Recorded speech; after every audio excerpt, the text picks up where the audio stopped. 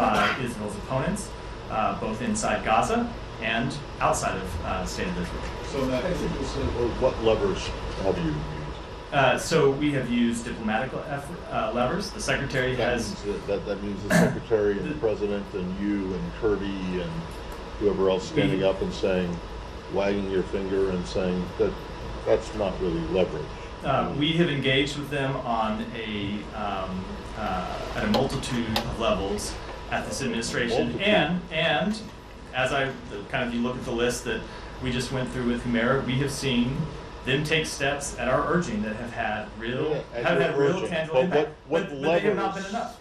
But what levers have you actually? I think that when the United States of America stands up and says something publicly, it matters. But you haven't. That's a lever, but you haven't said but that to there my would be point, any consequences.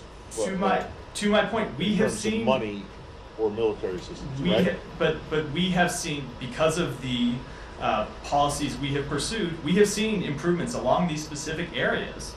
Okay, and we have seen tangible improvements. Again, okay, but not I'm the just level asking you what leverage have you But also, used? What leverage have you brought to bear? I just went through it. What have you gone? I think the words of the President of the United States, the words of the Secretary of State matter, and we have seen. Hold on, we have seen over the top, and we have seen leverage? And we have seen the government of Israel respond to it. Not always in the way that we want, not always to the degree that we want or to the level that we want, but our interventions, we believe, have had an impact, and we will continue to pursue them because we believe they do. I'm not trying to take a position on what you have done so far is adequate or inadequate, but you seem to be taking a position that what you have done so far is inadequate. Because while you say you have seen some results from the quote-unquote pressure that you have applied, they're not enough, and that the situation is still not good and not and not acceptable to you.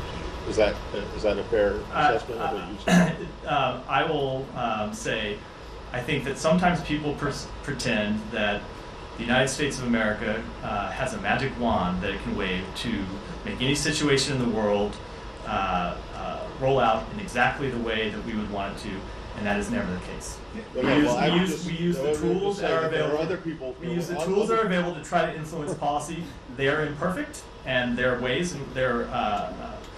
in which we have been able to show tangible results and more that we want to do, and that is why we continue to stay engaged. But there are others who would say that you have a multitude of billions of things that you could use to. I'm aware. Yeah, exactly. So, and you haven't used those. As always, when we look at all of the tools in our at our disposal, we have to look at the upsides of using them, and we have to look at the downsides in making those determinations. So, but the answer is no. It is not a determination we have made at this point. No. But have you gone to the Israelis and said, look, if you don't, do what we think you should do, or at least take our position into account, there will be some kind of tangible consequence other than the finger wagging and the president saying this is over the top. Is there any real oomph? I am not going to get into the private conversations that we have with the government of Israel, but they are quite clear about our positions on these matters. Can I get a follow